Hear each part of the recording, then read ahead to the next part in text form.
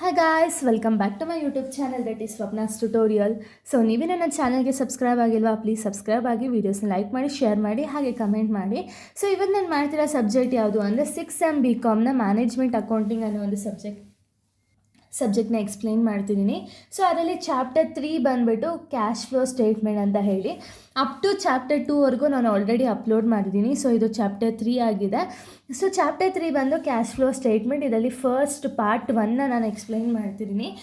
So part 1ಅಲ್ಲಿ ನಾನು ಏನು explain ಮಾಡ್ತಿಲ್ಲ, ಬರೀ ಒಂದು ಫಾರ್ಮ್ಯಾಟ್ನ ಎಕ್ಸ್ಪ್ಲೈನ್ ಮಾಡ್ತಿದ್ದೀನಿ. ನೀವು ಈ ಫಾರ್ಮ್ಯಾಟ್ನ ಪ್ರಾಪರಾಗಿ ಕಲ್ತ್ರಿ ಅಂದರೆ ನಿಮಗಿದು 4 ಆ್ಯಂಡ್ 12 ಮಾರ್ಕ್ಸ್ ಎರಡಕ್ಕೂ ಕೂಡ ಹೆಲ್ಪ್ ಆಗುತ್ತೆ. ಅಪ್ ಟು ಸ್ವಲ್ಪ ಸ್ಟೆಪ್ಸ್ವರೆಗೂ 4 ಮಾರ್ಕ್ಸ್ಗೆ ಹೆಲ್ಪ್ ಆಗುತ್ತೆ. ಆ್ಯಂಡ್ ಇನ್ ರಿಮೈನಿಂಗ್ ಫುಲ್ ಇಷ್ಟು ಸ್ಟೆಪ್ಸು ಕೂಡ 12 ಮಾರ್ಕ್ಸಿಗೆ ಕಂಪಲ್ಸರಿ ಬೇಕೇ ಬೇಕು. ಇದು ತುಂಬ ಈಸಿ ಪ್ರಾಬ್ಲಮ್ ಅನ್ಕೋಬೋದು.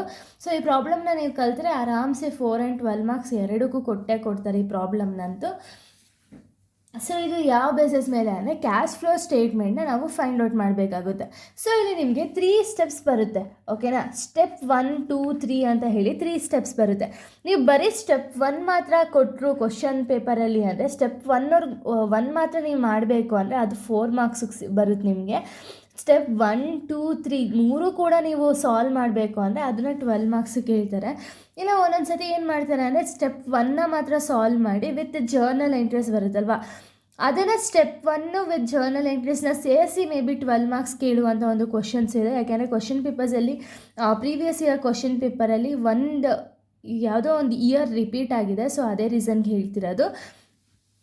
ಇಲ್ಲಿ ನಿಮಗೆ ಕನ್ಫ್ಯೂಸ್ ಆಗೋದೇ ಯಾವುದು ಅಂದರೆ ಸ್ಟೆಪ್ 1 ಒಂದೇ ಕನ್ಫ್ಯೂಸ್ ಆಗೋದು. ಅದೊಂದು ಮಾತ್ರ ನೀವು ಪ್ರಾಪರಾಗಿ ಮಾಡಿದ್ರಿ ಅಂದರೆ ಸ್ಟೆಪ್ 2 ಆ್ಯಂಡ್ ಸ್ಟೆಪ್ 3 ಬಂದುಬಿಟ್ಟು ನೀವು ಆರಾಮ್ಸೆ ಮಾಡ್ತಾ ಹೋಗ್ಬೋದು ಪ್ರಾಬ್ಲಮಲ್ಲಿ. ಓಕೆ, ಇವಾಗ ನಮಗೆ ಬಂದುಬಿಟ್ಟು ಯಾವ ರೀತಿ ಫಾರ್ಮ್ಯಾಟ್ ಇದೆ ಅಂದರೆ ಫಸ್ಟ್ ಪರ್ಟಿಕ್ಯುಲರ್ಸ್ ರುಪೀಸ್ ಅಂತ ಹೇಳಿ 2 ಕಾಲಮ್ಸ್ನ ಹಾಕ್ತೀರಾ. ಪರ್ಟಿಕ್ಯುಲರ್ಸಲ್ಲಿ ಫಸ್ಟ್ ಏನು ತೊಗೋಬೇಕು ಅಂದರೆ ಕ್ಯಾಶ್ ಫ್ರಮ್ ಆಪರೇಟಿಂಗ್ ಆ್ಯಕ್ಟಿವಿಟಿ ಅಂತ ಹೇಳಿ ಇದು ಹೆಡ್ಡಿಂಗು. ಈ ಹೆಡ್ಡಿಂಗಲ್ಲಿ ಫಸ್ಟ್ ಒನ್ ಯಾವುದು ಅಂದರೆ ನೆಟ್ ಪ್ರಾಫಿಟ್. ಸೊ ಇಲ್ಲಿ ನೆಟ್ ಪ್ರಾಫಿಟ್ ಬಂದುಬಿಟ್ಟು ಕ್ವಶನಲ್ಲಿ ಕೊಟ್ಟಿರ್ತಾರೆ. ಸೊ ಕ್ವಶನಲ್ಲಿ ಪ್ರಾಫಿಟ್ ಆ್ಯಂಡ್ ಲಾಸ್ ಅಂತಲೂ ಕೊಡ್ಬೋದು ಅಥವಾ ನೆಟ್ ಪ್ರಾಫಿಟ್ ಅಂತಲೂ ಹೇಳಿ ಕೊಡ್ಬೋದು. ಈಗ ಅಕಸ್ಮಾತ್ 1 ಇಯರ್ ಮಾತ್ರ ನಿಮಗೆ ಕೊಟ್ಟಿದ್ರೆ ಡೈರೆಕ್ಟಾಗಿ ಇಲ್ಲಿ ಅಮೌಂಟ್ ಹಾಕ್ಕೊಳ್ತಿದ್ರಿ. ಬಟ್ ಈಗ ಎಕ್ಸಾಂಪಲ್ಲು 2 ಇಯರ್ಸ್ ಇನ್ಫಾರ್ಮೇಷನ್ ಕೊಟ್ಟಿರ್ತಾರೆ ಅಂದ್ಕೊಳ್ಳಿ, 2022, 23 ಅಂತ ಹೇಳಿ 2 ಇಯರ್ಸ್ ಇನ್ಫಾರ್ಮೇಷನ್ ಕೊಟ್ಟಿರ್ತಾರೆ. ಅದರಲ್ಲಿ 2 ಇಯರು ನೆಟ್ ಪ್ರಾಫಿಟ್ ಕೊಟ್ಟಿದ್ರೆ ನೀವೇನು ಮಾಡಬೇಕು ಅಂದರೆ ಡಿಫ್ರೆನ್ಸ್ ಅಮೌಂಟ್ನ ತೊಗೋಬೇಕಾಗುತ್ತೆ. ಇಲ್ಲಿ ಪ್ರತಿಯೊಂದಕ್ಕೂ ಕೂಡ ನೀವು ಡಿಫ್ರೆನ್ಸ್ ಅಮೌಂಟೇ ತೊಗೋಬೇಕು. ಸೊ ಅದಕ್ಕೆ ನೀವು ಫಾರ್ಮ್ಯಾಟಲ್ಲಿ ನೀವು ಪಕ್ಕ ಆದ್ರಿ ಅಂದರೆ ಸಮ್ಸ್ ಎಲ್ಲ ಆರಾಮ್ಸೆ ಬರ್ತಾ ಹೋಗುತ್ತೆ, ಓಕೆನಾ? ಇಲ್ಲಿ ಡಿಫ್ರೆನ್ಸ್ ಅಮೌಂಟ್ನ ತೊಗೊಳ್ತೀರಾ, ಫಸ್ಟ್ ನೆಟ್ ಪ್ರಾಫಿಟ್ನ ತೊಗೊಳ್ತೀರಾ. ನೆಟ್ ಪ್ರಾಫಿಟ್ ಔಟರ್ ಕಾಲಮ್ಗೆ ಹಾಕಿದ್ಮೇಲೆ ನಾನ್ ಆಪರೇಟಿಂಗ್ ಎಕ್ಸ್ಪೆನ್ಸಸ್ ಯಾವ್ದಾದ್ರು ಇದೆಯಾ? ನಾನ್ ಆಪರೇಟಿಂಗ್ ಎಕ್ಸ್ಪೆನ್ಸಸ್ ಅಂದರೆ ಯಾವುದು ಗೊತ್ತಾ? Depreciation, goodwill written off ಅಥವಾ ಪ್ರಪೋಸ್ ಡಿವಿಡೆಂಟು, ಇಂಥದ್ದೆಲ್ಲ ಜನರಲ್ ಎಕ್ಸ್ಪೆನ್ಸ್ ಅದೆಲ್ಲ ಬರುತ್ತಲ್ಲ, ಅದೆಲ್ಲ ಏನೇ ಒಂದು ನಿಮಗೆ ಎಕ್ಸ್ಪೆನ್ಸಸ್ ಬಂದರೂ ಅದನ್ನು ನಾವು ನಾನ್ ಆಪರೇಟಿಂಗ್ ಎಕ್ಸ್ಪೆನ್ಸಸ್ ಅಂತ ಹೇಳಿ ಕರಿತೀವಿ. ಇನ್ನು ನೆಕ್ಸ್ಟು ನಾನ್ ಆಪರೇಟಿಂಗ್ ಎಕ್ಸ್ಪೆನ್ಸಸ್ನ ನೆಟ್ ಪ್ರಾಫಿಟ್ ಆ್ಯಡ್ ಮಾಡಿದ್ಮೇಲೆ ನಾನ್ ಆಪರೇಟಿಂಗ್ ಇನ್ಕಮ್ನ ಮೈನಸ್ ಮಾಡ್ತೀರಾ. ಇನ್ಕಮ್ ಯಾವ್ದಾದ್ರು ಬರುತ್ತೆ ನಿಮಗೆ? ಯೂಶಲಿ ಏನಾದರೂ ಒಂದು ಮಷಿನರಿ ಇತ್ತು ಅಂದ್ಕೊಳ್ಳಿ, ಅದು ಸೇಲ್ ಆದಾಗ ನಿಮ್ಗೆ ಇನ್ಕಮ್ ಅಲ್ವಾ ಬರೋದು. ಆ ಥರ sale on machinery, profit on machinery ಅಂತ ಏನಾದ್ರು ಕೊಟ್ಟರೆ ಅದನ್ನೆಲ್ಲ ಇನ್ಕಮ್ ಅಂತ ಹೇಳಿ ತೊಗೊಳ್ತೀರಾ. ಇದಾದಮೇಲೆ ನಿಮಗೆ ಆಪರೇಟಿಂಗ್, ಸೊ ಇಷ್ಟು ಇವಾಗ ನೆಟ್ ಪ್ರಾಫಿಟ್ಗೆ ನಾನ್ ಆಪರೇಟಿಂಗ್ ಎಕ್ಸ್ಪೆನ್ಸಸ್ ಆ್ಯಡ್ ಮಾಡ್ತೀರಾ, ನಾನ್ ಆಪರೇಟಿಂಗ್ ಇನ್ಕಮ್ನ ಮೈನಸ್ ಮಾಡಿದ್ಮೇಲೆ ನಿಮಗೆ operating profit before working capital changes ಎಷ್ಟು ಅಂತ ಹೇಳಿ ಸಿಗುತ್ತೆ. ಸೊ ಈ ಆನ್ಸರ್ ಸಿಕ್ಕಿದ್ಮೇಲೆ ನೀವೇನು ಮಾಡಬೇಕು ಅಂದರೆ add decrease in current assets and increase in current liabilities. So current assets current liabilities ನೀವು ಡಿಫ್ರೆನ್ಷಿಯೇಟ್ ಮಾಡೋಕ್ಕೆ ಬರುತ್ತಲ್ವಾ. ಸೊ ಅದರಲ್ಲಿ ಕರೆಂಟ್ ಅಸೆಟ್ಸ್ ಏನಾದ್ರು ಡಿಕ್ರೀಸ್ ಆಗಿದ್ದರೆ ಇವಾಗಲೂ ಅಷ್ಟೇ ನೀವು ಡಿಫ್ರೆನ್ಸ್ ಅಮೌಂಟ್ನ ತೊಗೊಳ್ತೀರಾ. 2 ಇಯರ್ಸ್ ಕೊಟ್ಟಿದ್ರೆ ಅದರಲ್ಲಿ ಡಿಫ್ರೆನ್ಸ್ ಅಮೌಂಟ್ನ ತೊಗೊಳ್ತೀರಾ. ಸೊ ಡಿಕ್ರೀಸ್ ಆಗಿರೋ ಕರೆಂಟ್ ಅಸೆಟ್ಸ್ ಆ್ಯಂಡ್ ಇನ್ಕ್ರೀಸ್ ಆಗಿರೋ ಕರೆಂಟ್ ಲಯಬಿಲಿಟೀಸ್ನ ತೊಗೊಳ್ತೀರಾ. ಇದನ್ನು ಮೈನಸ್ ಮಾಡಬೇಕು ಅಂದರೆ increase in current assets and decrease in current liabilities. ಇದ್ರ ಉಲ್ಟಾ ವರ್ಷನ್ನ ಮೈನಸ್ ಮಾಡಬೇಕು, ಓಕೆನಾ? ಸೊ ಈ ಥರ ಆಗಿದ್ರೆ ಮೈನಸ್ ಮಾಡ್ತೀರಾ. ಈ ಒಂದು non operating profit before working capital ಚೇಂಜಸ್ಗೆ ನೀವು ಆ್ಯಡ್ ಆ್ಯಂಡ್ ಮೈನಸ್ ಮಾಡಿದ್ಮೇಲೆ ನಿಮಗೆ ಸಿಗೋ ಆನ್ಸರ್ ಏನು ಅಂದರೆ operating profit after working capital changes ಎಷ್ಟು ಅಂತ ಹೇಳಿ ಸಿಗುತ್ತೆ. ಇದಕ್ಕೆ IT ಅಂದರೆ ಇನ್ಕಮ್ ಟ್ಯಾಕ್ಸ್ ಕೊಟ್ಟಿದ್ರೆ ಮೈನಸ್ ಮಾಡ್ತೀರಾ, ಇಲ್ಲಾಂದರೆ ಏನಿಲ್ಲ.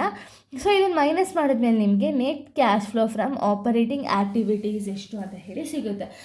ಸೊ ಎಲ್ಲರೂ ಮಿಸ್ಟೇಕ್ ಮಾಡೋದು ಇದೊಂದು ಸ್ಟೆಪ್ಪಲ್ಲಿ. ಇದೊಂದು ಸ್ಟೆಪ್ ನೀವು ಪಕ್ಕ ಆದರೆ ಅಂದರೆ ಸೆಕೆಂಡ್ ಆ್ಯಂಡ್ ಥರ್ಡ್ ಸ್ಟೆಪ್ ಬಂದುಬಿಟ್ಟು ತುಂಬ ಈಸಿ ಇರುತ್ತೆ. ಸೊ ಈ ಒಂದು ಸ್ಟೆಪ್ನ ನಾನು ಆಗಲೇ ಹೇಳಿದ್ದು 4 ಅಥವಾ 12 ಮಾರ್ಕ್ಸ್ಗೂ ಒಂದೊಂದು ಸತಿ ಕೇಳಿದ್ದಾರೆ. 1 ಇಯರ್ ಕ್ವಶನ್ ಪೇಪರಲ್ಲಂತೂ ಕೇಳಿದ್ದಾರೆ. ಸೊ ಇದು ಫಸ್ಟ್ ಸ್ಟೆಪ್ ಆಗಿದೆ. ಇನ್ನು ಸೆಕೆಂಡ್ ಸ್ಟೆಪ್ ಬಂದುಬಿಟ್ಟು ಇದಾದಮೇಲೆ ಕಂಟಿನ್ಯೂಷನ್, ಓಕೆನಾ. ಸೆಕೆಂಡ್ ಸ್ಟೆಪ್ ಬಂದುಬಿಟ್ಟು cash from inventory activities. So ಇದು ಬಂದುಬಿಟ್ಟು operating activities first one. Second one ಏನಿದೆ ಇನ್ವೆಂಟರಿ ಆ್ಯಕ್ಟಿವಿಟೀಸ್. ಸೊ ಇಲ್ಲಿ ಇನ್ವೆಂಟರಿ ಆ್ಯಕ್ಟಿವಿಟೀಸಲ್ಲಿ ಏನೇನೆಲ್ಲ ಆ್ಯಡ್ ಮಾಡ್ತೀರಾ ಆ್ಯಂಡ್ ಏನೇನೆಲ್ಲ ಮೈನಸ್ ಮಾಡ್ತೀರಾ ಅಂದರೆ, ಫಸ್ಟ್ ಏನಾದರೂ ಪರ್ಚೇಸ್ ಮಾಡಿದರೆ ಮೈನಸ್ ಮಾಡ್ತೀರಾ, ಸೇಲ್ ಮಾಡಿದರೆ ಆ್ಯಡ್ ಮಾಡ್ತೀರಾ. ಪರ್ಚೇಸ್ ಮಾಡಿದ್ರೆ ನಿಮ್ಗೆ ಅಮೌಂಟ್ ಅನ್ನೋದು ಹೋಗುತ್ತಲ್ವ, ಸೊ ಅದಕ್ಕೆ ಮೈನಸ್ ಮಾಡ್ತೀರಾ. ಸೇಲ್ ಮಾಡೋದು ಅಮೌಂಟ್ ಅನ್ನೋದು ಬರುತ್ತಲ್ವ, ಆವಾಗ ಆ್ಯಡ್ ಮಾಡ್ತೀರಾ. ಇವೆರಡನ್ನೂ ಮಾಡಿದ್ಮೇಲೆ ನಿಮಗೆ ಸಿಗೋದೇನು ಅಂದರೆ net cash flow from inventory activities ಎಷ್ಟು ಅಂತ ಹೇಳಿ ಸಿಗುತ್ತೆ. ಇದು ಸೆಕೆಂಡ್ ಸ್ಟೆಪ್. ಇನ್ನು ಥರ್ಡ್ ಸ್ಟೆಪ್ ಬಂದರೆ cash from financing activities. So cash from financing ಆ್ಯಕ್ಟಿವಿಟೀಸಲ್ಲಿ ಏನು ಆ್ಯಡ್ ಮಾಡಬೇಕು ಅಂದರೆ issue of equity shares of raising of any. ಅಂದರೆ ಇಲ್ಲಿ ಏನಾದರೂ ಆ್ಯಕ್ಟಿವಿಟೀಸ್ ಮಾಡಿದಾಗ, ಇವಾಗ ಈಕ್ವಿಟಿ ಶೇರ್ಸ್ನ ಕೊಟ್ಟಿರ್ತಾರೆ ಅಂದ್ಕೊಳ್ಳಿ, ಈಕ್ವಿಟಿ ಶೇರ್ ಅಮೌಂಟ್ ಏನಾದರೂ ಇನ್ಕ್ರೀಸ್ ಆಗಿದ್ರೆ ಆ್ಯಡ್ ಮಾಡ್ತೀರಾ, ಡಿಕ್ರೀಸ್ ಆಗಿದ್ರೆ ಮೈನಸ್ ಮಾಡ್ತೀರಾ, ಅಷ್ಟೇ, ಓಕೆನಾ. ಏನೇನೆಲ್ಲ ಮೈನಸ್ ಮಾಡ್ತೀರಾ, ಏನಾದ್ರು ಎಕ್ಸ್ಪೆನ್ಸಸ್ ಆಗಿರೋ ಎಲ್ಲ ಮೈನಸ್ ಮಾಡ್ತೀರಾ. ಎಕ್ಸಾಂಪಲ್ ಡಿವಿಡೆಂಡ್ ಪೇಯ್ಡು, ರಿಡಮ್ಷನು, ಇದೆಲ್ಲ ಒಂದು ರೀತಿಯ ಎಕ್ಸ್ಪೆನ್ಸಸ್ ಅಲ್ವಾ, ಇದನ್ನೆಲ್ಲ ಮೈನಸ್ ಮಾಡ್ತಾ ಹೋಗ್ತೀರಾ. ಇದನ್ನು ನಿಮ್ಗೆ ಸಿಗೋದೇನು ಅಂದರೆ net cash flow from financing activities ಎಷ್ಟು ಅಂತ ಹೇಳಿ ಸಿಗುತ್ತೆ. ಇದಾದಮೇಲೆ ನೀವು A+B+C ಅಂದರೆ ಸ್ಟೆಪ್ 1 ಆನ್ಸರ್ ಏನಿದೆ, step 1 answer plus step 2 answer plus step 3 answer ಮಾಡಿದ್ರೆ ನಿಮಗೆ A+B+C ಎಷ್ಟು ಅಂತ ಹೇಳಿ ಸಿಗುತ್ತೆ. ಇದಕ್ಕೆ ನೀವೇನು ಮಾಡಬೇಕು ಅಂದರೆ ಓಪನಿಂಗ್ ಬ್ಯಾಲೆನ್ಸ್ ಆಫ್ ಕ್ಯಾಶ್ನ ಆ್ಯಡ್ ಮಾಡಬೇಕಾಗುತ್ತೆ, ಓಕೆನಾ. ಓಪನಿಂಗ್ ಬ್ಯಾಲೆನ್ಸ್ನ ನೀವು ಆ್ಯಡ್ ಮಾಡಿದ್ಮೇಲೆ, ಸೊ ಇಲ್ಲಿ ಓಪನಿಂಗ್ ಬ್ಯಾಲೆನ್ಸ್ ಆ್ಯಡ್ ಮಾಡ್ತೀರಲ್ಲ, ಲಾಸ್ಟಲ್ಲಿ ಇವೆರಡೂ ಆ್ಯಡ್ ಮಾಡಿದಾಗ ಕ್ಲೋಸಿಂಗ್ ಬ್ಯಾಲೆನ್ಸ್ ಎಷ್ಟಿರುತ್ತೋ ಅದೇ ಅಮೌಂಟ್ ಬರಬೇಕಾಗುತ್ತೆ.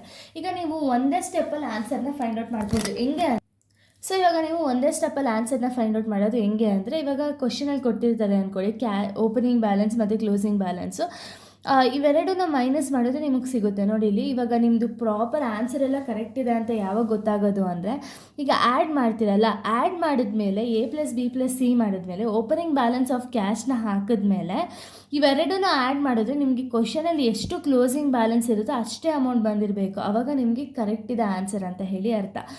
ಆವಾಗ ಪ್ರಾಪರಾಗಿ ಆನ್ಸರ್ ಬಂದಿದೆ ಅಂತ ಅರ್ಥ, ಇಲ್ಲಾಂದರೆ ಕರೆಕ್ಟಾಗಿ ಆನ್ಸರ್ ಬಂದಿಲ್ಲ ಅಂತ, ಓಕೆನಾ. ಇದೊಂದೇ ತುಂಬ ಈಸಿಯೆಸ್ಟ್ ಟ್ರಿಕ್ ಇದೆ ಇದರಲ್ಲಿ, ಯಾವ ರೀತಿ ಪ್ರಾಬ್ಲಮ್ ಕರೆಕ್ಟ್ ಇದೆಯಾ ರಾಂಗ್ ಇದೆಯಾ ಅಂತ ಹೇಳಿ ತಿಳ್ಕೊಳ್ಳೋಕ್ಕೆ. ಸೊ ಇಷ್ಟು ಒಂದು ಫಾರ್ಮ್ಯಾಟ್ ಆಗಿದೆ.